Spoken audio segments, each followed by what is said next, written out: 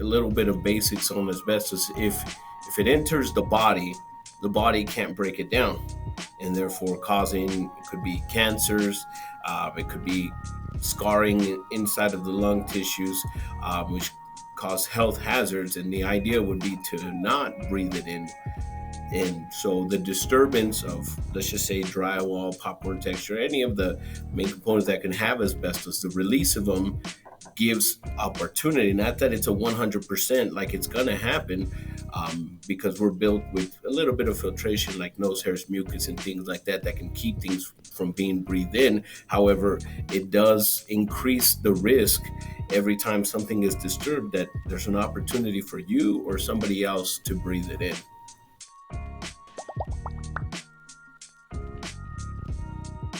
So welcome back, ladies and gentlemen, to the Living in Denver podcast. And we talk all things Denver here, right? Small businesses, anything that you can really benefit from as a homeowner or looking to buy here. And today I am excited to be joined by Eric and George of Meridian Environmental. Now, if you don't know them, you might want to keep their information handy, which of course, as always, we'll have in the description below. But if you've ever lived in a home or you own a home, they're experts at hazardous materials and their cleanup. So if you've lived in anything, maybe probably built prior to 1980, you have been surrounded by materials that they are experts at removing. So think things like asbestos, lead-based paint, mold, things like that, right? That we don't think about every single day. But welcome, Eric, George. How are you guys doing today? Hey, Alex, how are you? We're doing really well. Thank you for having us on the show. You bet. Absolutely. So over the past 10 to 15 years, there's been a lot of advancements in testing for hazardous materials, just the public becoming more educated about stuff, right? And how to remove them properly, what safe levels are, things like that. And as we become more educated, more and more questions just come up naturally. I see that a lot with buyers, sellers, our schools, having abatement stuff done during the summer, as our city is aging, right? This stuff comes up a lot more. And that's why I'm excited to have you guys on to really help answer the questions about basically our biggest investment, right? Our home, and what is safe in it. But before we dig into some of that nitty gritty, I want to get your backstory, right? Tell us, how'd you get started in this business? How'd you end up in Denver? Feel free, start wherever you want to start. Okay, well, I can start us off if you want, George. George and I have been doing asbestos. So I think I started in 2007. George started about 2005, just doing the general work. However, when we opened our own business, it was in 2015, if I remember correctly, in April, in George's house, actually.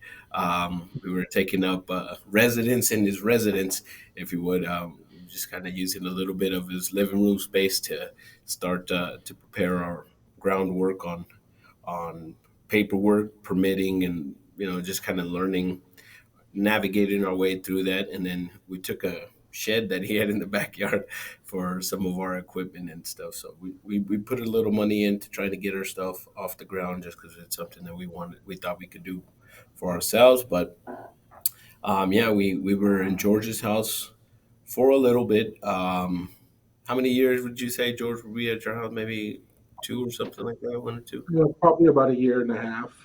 Okay. After that, I think I don't want to say we outgrew the space, but I think we got blessed. We work was coming our way really well, and I think it was just time for us to find a rental property where we can have our equipment stored and move forward. And we did. We found a rental spot in Inglewood, where we were there for about, I don't know, 3-4 years or so, our lease. Maybe a little bit longer. I don't know, George. I'm not good with timelines, if you remember, but we rented about a 3,000 square foot building, 4,000 square foot building, and we did add a training center to our abatement side. Not only do we do asbestos abatement, as well with lead and mold, but we started a training center. we opened up the training center where we teach the classes of courses for people who want to do operations and maintenance type of work, where they are just wanting to get general information or become supervisors or workers in the trade. There is certification that comes with it. So we started teaching those classes and courses in that facility. And then about 2 years ago, we actually bought the building that we're in now, um, and we haven't fully grown into it, but we do have junk in every room until we fully move in, which may never be never. But anyway, we've been doing business since about 2015 now, and it's been going well for us. It's been good. Nice. Good deal. So, yeah, I know you guys have seen quite a few market changes, just in that time. I'm sure new regulations have, come around, or certifications, things like that. But for someone who doesn't know, who's never been through the process of remediating anything, right? Let's say mold, lead based paint, asbestos, I'm going to guess they're somewhat similar in some respects, but like, let's start with the kind of the high level overview of what it is you guys do, what your business, focuses on, and what that process looks like. You want to take that, George? Sure. Yeah, so our primary focus, is dealing with hazardous material in the home. The purpose of that is to make sure that everybody in the home is safe, and they're not being exposed to any hazardous material. Exposure from hazardous material could come from a remodel, a reconstruction, or even a water loss, a fire loss. A lot of the material that we deal with um, becomes a hazard when it's disturbed in some way or another. So our primary focus is when homeowners or tenants run into these situations, and making sure that they stay safe. One of the primary ways of doing that in any of these types of situations is by getting material tested. We, as an abatement contractor, don't do the testing due to conflict of interest. However, that's the number one step that needs to be done whenever there's a disturbance, whenever there's a potential for disturbance, or whenever there's some type of loss. There needs to be testing of the material that was disturbed. Again, whether it's with mold, whether it's asbestos, whether it's lead. So that would be the primary thing, being able to guide people towards somebody who can help them with testing. If the results of the testing comes back positive for, again, asbestos, lead, or mold, then that's when we can come in and we can provide them with a proposal on getting the material remediated. Obviously, our crew are going to be certified and trained to be able to properly handle that material and properly dispose of it as well, to avoid any contamination to the homeowner or tenant. Gotcha. So when do people reach out to you? I mean, I think there's some obvious with, let's say, mold, right? Someone visually sees that. But other than that, like, why do people reach out to you? What's their first phone call to you, and the purpose for it, right? Like, what was the trigger that led them to get a hold of you guys? Um, Sometimes when it comes to, in essence, loss. When it comes to a loss, you come to a point where you have no choice. If the asbestos is in there, a contractor that does asbestos has to do it. When it comes to renovation, you kind of come to the same situation. If they want to open up, let's just say, the kitchen to the living room and have that open room concept, the material that's in the way, the wall that's in the way, if it got tested, then they will basically hit that wall where they have to contact somebody that can do it and is certified to do it.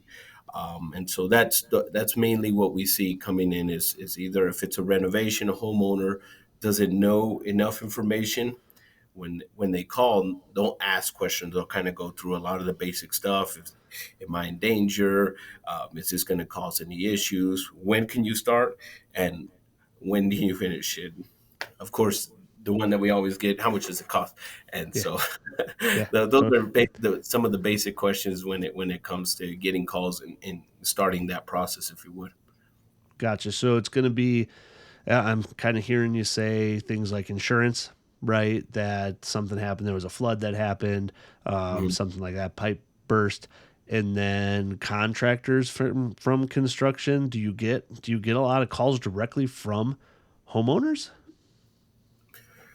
Yeah, we do. I won't say that it's probably 10 to 15% of the clients that we get that it's directly from a homeowner wanting to do some renovation. Mm-hmm. Um, a lot of it is loss based, but when homeowners, I think you kind of mentioned it briefly before, is sometimes they don't know. They don't know, and this is new information for them. They might hear it from somebody, and they had stuff tested. So a lot of the times, um, homeowners when they call, they call with questions. And contractors, likewise, the same. They're asked to have materials tested, and unless they're certified, they need to sub it out to somebody to do that portion of work that they need to do. Yeah, and I The feel structure. like in this space, there's just a lot of misinformation, right? Like, I mean, I've been in so many situations where, I know the construction world, I know the process. And so a lot of times I will test contractors, right? You're doing a kitchen remodel, you want to open up, a wall or something. And I know different counties have different requirements. Arapahoe County is a perfect one.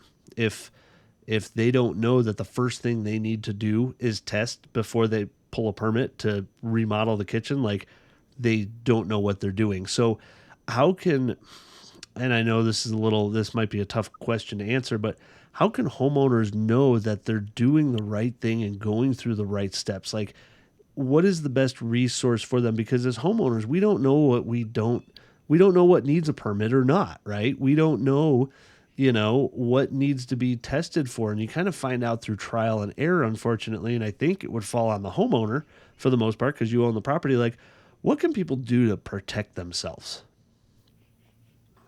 Yeah, I think just real quick to add to the last question, I was going to mention, like Eric said, the phone calls that we do get from homeowners or contractors are unfortunately when they get into trouble, and that's their education that they're getting, to this point. You're right. There's not a lot of education out there. Most, most people are so, they want to get into their remodel or their upgrade or what they're going to do. That a lot of the times they don't do the research Yeah. that that is necessary. But again, to that point, like they don't even know that they have to do the research. So unfortunately, there's not a lot of education out there. We, like Eric mentioned, not only as an abatement contractor, but as a training provider, try to provide those resources, whether through our training facility or our social media, to educate homeowners on what questions they should be asking. Like you said, quizzing your contractor. Unfortunately, many times contractors, unfortunately, there are some who do know and are know a little bit about it, but unfortunately go around the rules.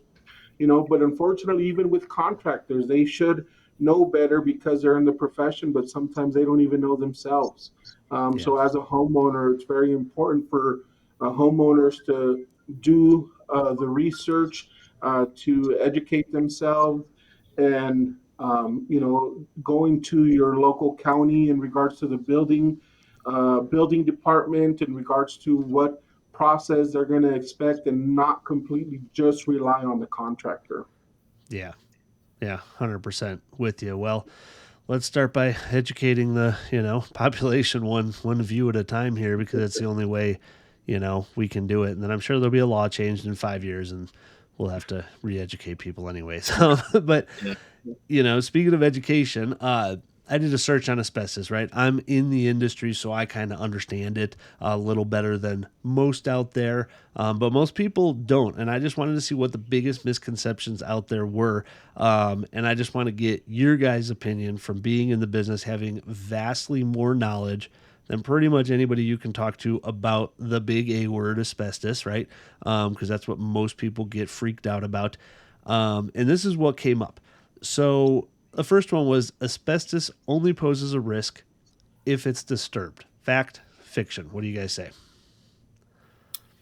Um, I think in the context of being in a home, when it's disturbed, it gets into the air. And when it becomes dangerous, it's if it's in the air, if you can breathe it in. So, you know, a little bit of basics on asbestos. If it enters the body can't break it down, and therefore causing it could be cancers, it could be scarring inside of the lung tissues, which cause health hazards. And the idea would be to not breathe it in. And so the disturbance of, let's just say, drywall, popcorn texture, any of the main components that can have asbestos, the release of them gives opportunity. Not that it's a 100% like it's going to happen, because we're built with a little bit of filtration, like nose hairs, mucus, and things like that, that can keep things from being breathed in. However, it does increase the risk every time something is disturbed, that there's an opportunity for you or somebody else to breathe it in and cause Yeah. some of those potential hazards. Yeah. Okay. So asbestos is only dangerous if you work in construction and are around it all the time. Fact or fiction? Yeah, I would say fiction to that one. Again, when we're dealing with asbestos, if you're living in an older home, it's very likely that you have it and it exists. Even within the last 5 to 10 years with YouTube and everything, there's a lot of DIY, where a homeowner may say, well, I'm not in construction. However, like Eric said, you're opening up a wall to get an open floor concept. You're taking down a wall to make a room bigger. You would say you're not in construction, you're just a homeowner upgrading your home, but you're at that risk as well. So you don't necessarily have to be in construction to be at risk. There's a lot of homes, there's a lot of old commercial buildings that have it as well. So if the owners either of the home or the commercial buildings are not maintaining it correctly, then there's a risk at their well without the need for there to be any construction. Yeah, that's a good point on the DIY stuff because that has been since COVID hit, right? And I mean, it was huge in 2020, Sure. doing your own stuff. Yeah, and going back to that education piece, like you don't know what you don't know, and then you start tearing down a wall, and then you're in a construction zone for 2 3 weeks with stuff flying around. So yeah, no, that's a pretty good point. Asbestos banned in the U.S. Fact or fiction? It is. It is. Let's just say it's fiction. Asbestos is not 100% banned. There's Wait a minute. specific Hold types on of here. asbestos. So we have Tell me to why. Tell me understand more. when it comes to asbestos, um, there's six different types. So it depends on what you're trying to. Is all asbestos banned?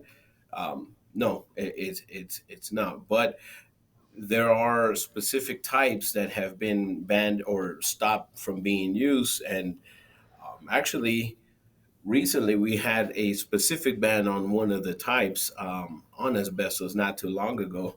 I think George and I were just, um, we've been mentioning it a little bit more in our class, as it just happened as, what was it, George, like March 18th or something like that of this year? March 18, 2024. Yeah, and when it There comes was. to that, it's basically just chrysotile. Do you kind of just want to talk to us a little bit about that, George? So yeah, again, in regards to the asbestos, so back in the early 1980s, there was a ban in the early 1980s on asbestos. However, 2 years later, that was reversed, and as opposed to banning it, they decided to regulate it. So asbestos has been for the longest time a regulated material. But like Eric mentioned, in 2000, March 18, 2024, the EPA did ban the uses of chrysotile asbestos. When it comes to use, manufacturing, just because it was still being used, in different types of material that they were even manufacturing here in the U.S. You know, now with that said, is there a possibility for asbestos to still get in the country? There is possibility for asbestos to get into the country. Somebody bringing in stuff or bringing construction material from Mexico, there's still a possibility that it can be used in the construction industry. Interesting. So So the yeah, I imports did a of Google materials. search to, of course, follow up on that because I was a little surprised. I didn't even know there were different types of asbestos like that. That's now regulated, not banned. Which I think the public gets shocked by hearing stuff like we don't use lead based paint anymore, right? Right. We get that, but to know that it's not banned, and I actually did a search and it stated that the U.S. was still the largest importer of asbestos in the world, and I'm going, holy crap. Okay, so it's not. We've obviously kept the use for some things to be safe enough, whether it's a lower level where it's not going to be harmful. But I was a little shocked by that. I was a little Yeah. shocked. And chrysotile, the white asbestos, as George was mentioning, is the one that's mainly used here in the U.S. If you do an asbestos report, you do lab report, and you find out as to when you're going to bump into about 95% of the time is the white asbestos. So with it, being banned, there will be a lot newer materials newer buildings that we're not going to see it contain asbestos, perhaps. But again, we don't want to mislead the public into believing that there's no asbestos in any form in any building or anything built after 1980. There's, like George mentioned, there's open doors. We import it. We get materials that already contain it. So we generally as an industry, we always just say just always test the material instead of what we say is check before you wreck, right? Yeah, Before you wreck anything, just check it because you'd rather err on the side of caution and not get your, number one in trouble, but the other thing, not get yourself polluted or your family and your home polluted. But yeah, same thing. It's just if you know it's not there, then you feel better. If you know it's there, then that usually in anybody's mind is let's just stop and let's evaluate how we're going to do this properly. yeah, yeah. No, that's good stuff. Yeah, no, I love knowing about that. So with materials in a house, right? Like you test stuff obviously to know if something's hot. And Sure. when I say hot, folks, I mean that's the terminology for yes, it has asbestos.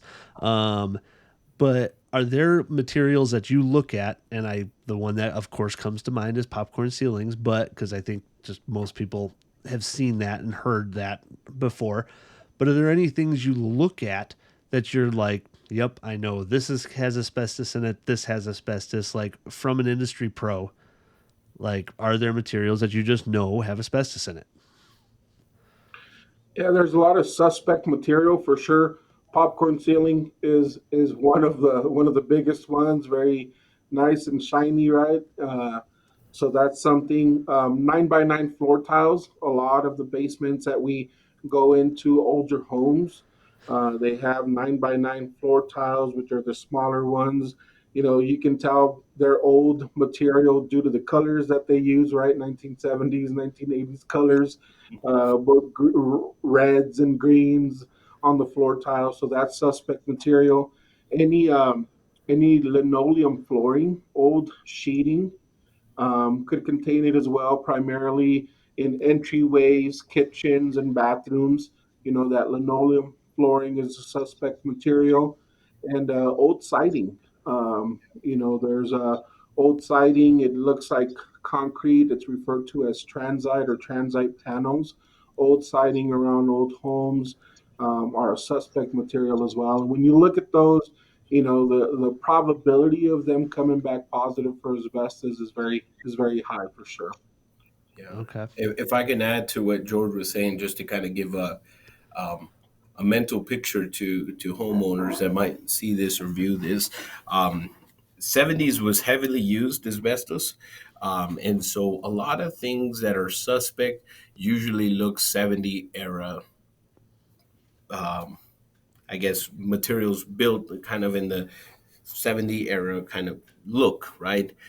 Tans, sometimes the, like shag carpet will kind of tell us what area that's from. The Yeah. wood paneling, right? Sometimes the modern kind of 70s look stands out to a modern of this age home, right? So we're thinking some of the floor tiles that had that, that green color, that orange color, and those brown colors. Those are easily evident things. When George is talking about the siding panels, a lot of homes still have these concrete siding rather than the vinyl that we use now. The concrete siding, um, it contains heavy amounts of asbestos on it, and if you see it, it's very likely that you don't just have it in one area, but you have it in different areas. One thing that we see quite a bit too, where people look away, or don't get it tested, is the texture. It's not the texture itself that has it, or I should say the pattern itself, but what it's made with. And one of the heavy um, I guess giveaways is a swirl pattern as well. There's Mm, a heavy, swirl pattern, southwestern look. yeah. Yeah, 9 times out of ten, I probably say 10 times out of 10. I don't think I've ever seen a swirl pattern that never had asbestos.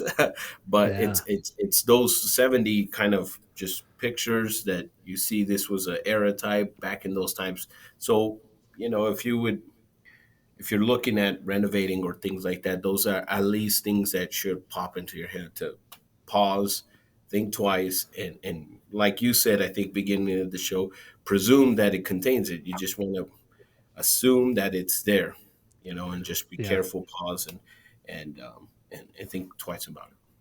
Yeah. Another thing as well, real quick, just as we're on that point, is we haven't talked about cost, but there is a high cost associated with it. So what we see many of the times, the material that we're dealing with has been covered with something Mm, else. So gotcha. again, we talked about the floor tile in the basements. You'll find either potentially laminate flooring over it. You can find carpet over it. Behind under linoleum flooring, you'll find a ceramic flooring that was put on it. So somebody might look at their flooring in the bathroom or in the kitchen and say, "Well, it's ceramic flooring," and a lot of the times they'll start doing the demolition. Which ceramic flooring is not always not necessarily suspect. However, once they're into it, they find that there's several sheets of linoleum under it. So that's always something to consider, and again, that's why that test is so important. When somebody goes out and does a test for asbestos, their responsibility is to check every layer possible.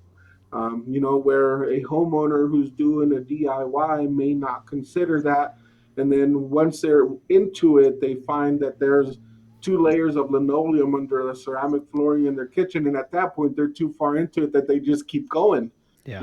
as opposed to stopping and checking. So always take that into consideration too. The transite paneling, many times when we go and remove it, we find it under the vinyl tiling. I'm sorry, under the vinyl siding, that it had been covered at some point or Yeah. another, especially when it comes to real estate. A lot of the times people trying to sell their house, if they know that there's suspect material, they cover it up with a nice shiny floor, nice shiny overlayment of something, and it's hiding underneath. Yeah. Yeah. So is there an era before they started using asbestos? I think like in the early 50s and the 40s, it wasn't heavily used, but from like the 50s to 80s it was heavy. And if you look at that era, that's boomer area, that's times where most of the buildings were constructed. 50s to 70s, most of everything was just built in those heavily. So high rise buildings have it Mm-hmm. very heavily. Just a lot of commercial and residential buildings would have it. So I would say, not that it wasn't used before, but from the 50s to 70s is where it found its place in the U.S. to be more commercially used for Yeah. products. Yeah. And it's interesting now that I think about it. And we're talking about hazardous stuff like lead based paint versus asbestos. Like, and there's a follow up question here: is one more dangerous than another to you guys? Like, if you were living in a home and I said, hey, there's either A, this house full of lead based paint, which almost everything built before 1978 has lead based paint in it, or hey, here's this 1970s home that has a bunch of asbestos siding and flooring in it and stuff. Like, is one, in your opinion, more hazardous than the other? So I would say, you mentioned the lead-based paint. There is a hard stop for lead-based paint, which is 1978. As far as one being more um, more dangerous than the other, I don't know if we can judge that. What I would say though is that the effects from it are the timeline of the effects are different. For example, and this might have led to why there was a hard stop. The effects from lead poisoning are visible very quickly. Hmm. When there's lead exposure, within a short matter of time, you can begin to see how it affects individuals, especially, in children. And I think that probably added to that hard stop. One of the things to consider with asbestos is that there's a latency period in regards to the exposure, meaning that if you are exposed to asbestos, you may not see the effects from that exposure into 10 to 40 years from now. Wow.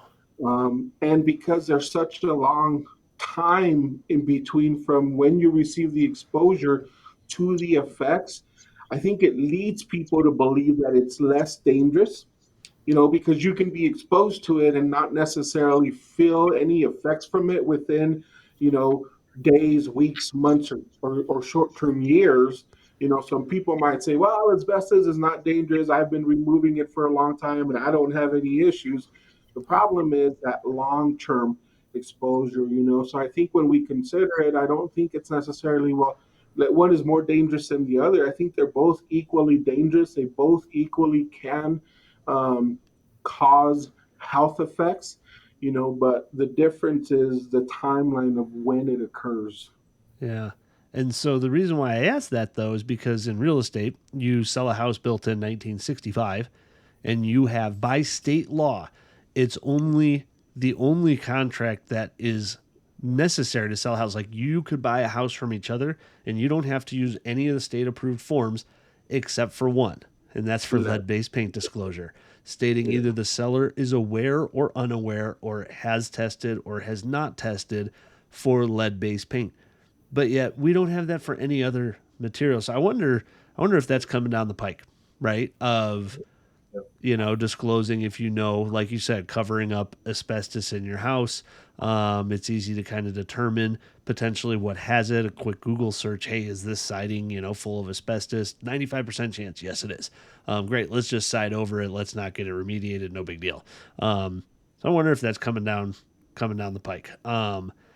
So when it comes to the abatement, like the actual process of it, like you want to take down a wall, right? And it's full of asbestos. What does the actual process look like? Like, are you expecting? Should the homeowner expect to not be in the house for a week? Is the entire house tented? Like, what should a homeowner expect when they're doing a renovation? Let's just stick with the kitchen because it's the easiest one. We're taking down one wall to open it up to the rest. Like, what can that homeowner expect to go through process wise?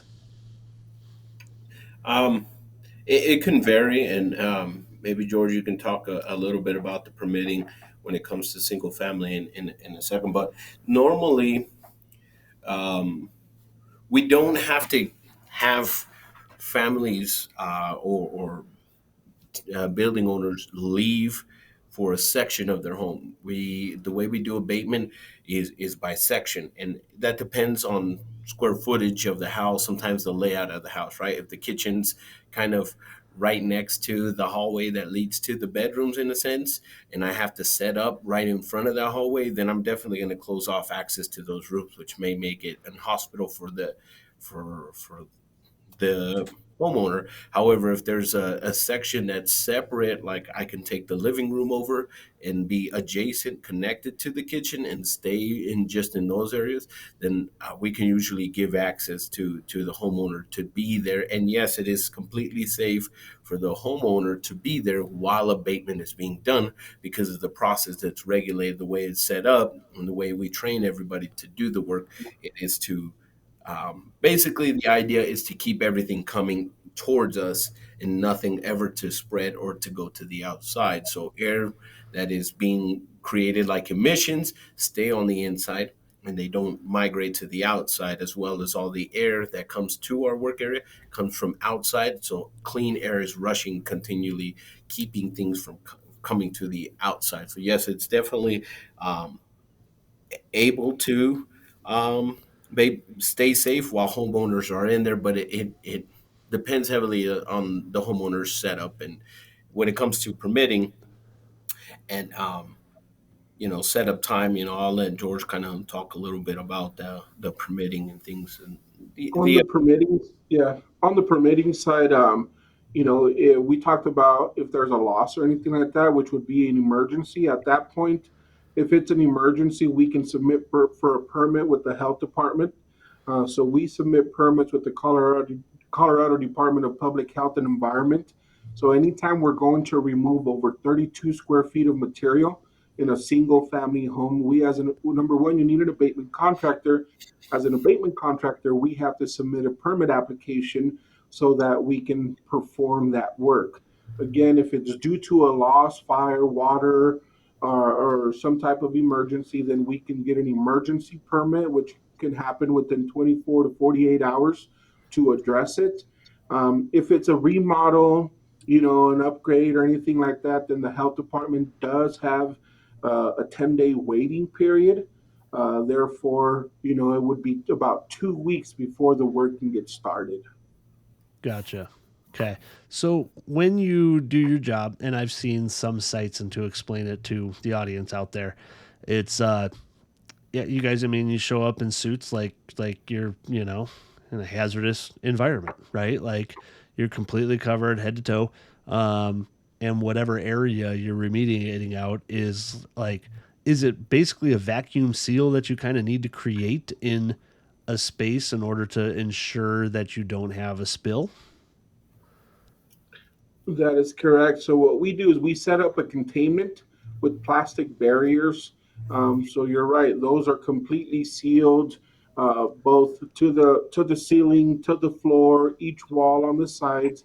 And you're right; we create negative pressure, so you could call it a vacuum seal inside of our containment or our regulated area. We have machines that are referred to as negative air machines, and like Eric said, what they do is they draw air into our work area.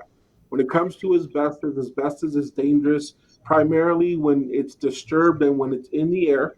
Unfortunately, our job involves disturbing the material to get it removed. So we obviously generate those asbestos fibers, but through that negative air machine, what we're doing is we're drawing, like Eric said, the clean air into our work area to make sure that we avoid any cross contamination into other areas of the home that are not being worked on. And that's why, because as long as we maintain that negative pressure, as long as the contractor maintains that negative pressure, then there's no risk to homeowners or other people being around the area or in the home. Gotcha. So you go in, you take all the drywall down, whatever's hot. Um, where does this stuff go? Where does it end up? there are basically a landfill, but not every landfill accepts asbestos. But the idea is it comes out of the ground and it goes back into the ground. Hmm. For example, Tower landfill is one landfill that we use. There's others that do the same that we're profiled with as well. But basically, all the waste that is generated from the building has to be double bagged, has to be labeled that it contains asbestos, sealed, and then it goes to a landfill that accepts asbestos, whether we take it or whether we have a contractor take it, like in the 40-yard roll off or something like that. They take it to the landfill and they open up trenches in the landfill in specified areas for asbestos. So it's not going to go as regular trash. They keep it separate in a different demarcated, regulated asbestos area. They open up trenches in the ground, and all of this asbestos waste gets buried basically with soil. Interesting. Okay. Good deal. So the question you're gonna hate, but that's what everybody wants to know, is how much does this crap cost to get rid of? Now, I know the answer is variable. We all know that. But let's take a job, right? We'll take siding, for example, right? A little bit more simplified sort of job. Siding, popcorn ceilings, right? Going to be some of the most common things that people fall into. Is there a price per square foot? I'm sure it's bid each job individually, but like rough ranges of what people can kind of expect with remediation for specific sort of jobs. Well, like you said, that's a tough one. It's not cheap, but to be frank with everybody, to be open, because of the process that we do, you're talking 10 to 12 10 to $12 maybe a square foot, and so th- that can usually wind up on the lower side of things, depending on the nature of the abatement. Um, I think where we get a lot of questions, I think is, why isn't it cheap here? And a lot of it is because sometimes they need it in one section and another section, so sometimes we have to tunnel from one area to another. So there are some differences, but um, I think sometimes on the low end small projects, you're looking close to like $3,000, and then they go up from there. Yeah. Yeah. I know the last time I had popcorn done from, I was on the listing side selling a property. Buyers came in and they tested, right? And it was the first time, it was like 5 years ago.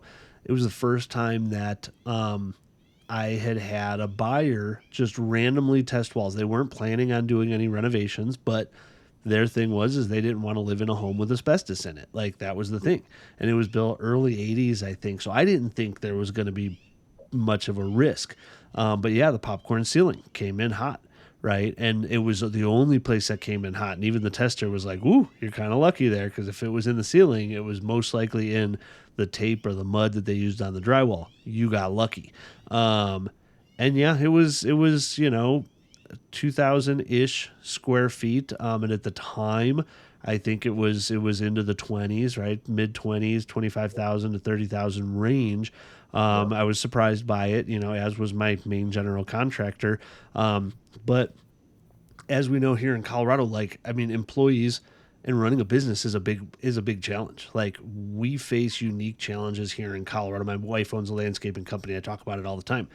Like ads out there starting at 20 to 25 bucks an hour don't get you a whole lot of applicants these days. Like it's especially in the contracting world, we have a massive shortage of contractors willing to work, willing to do good work at a reasonable price. We'll say it that way. I had a client the other day. She got four different fence bids, right? 250 linear square feet or 250 linear feet, and she had bids ranging from 8 grand to 50 grand.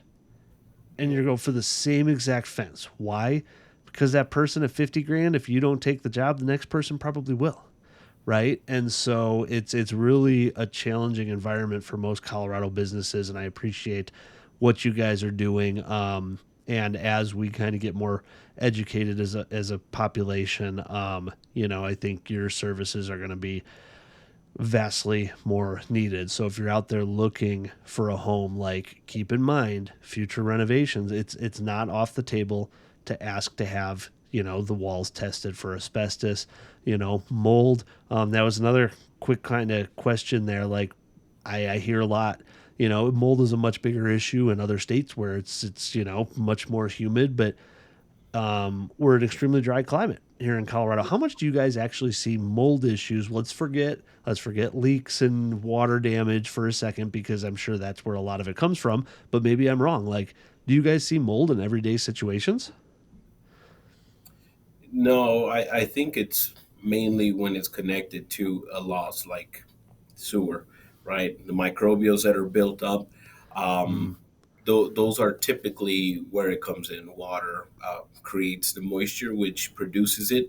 But on a day to day basis, you're not just going to see it growing in there just because of our climate.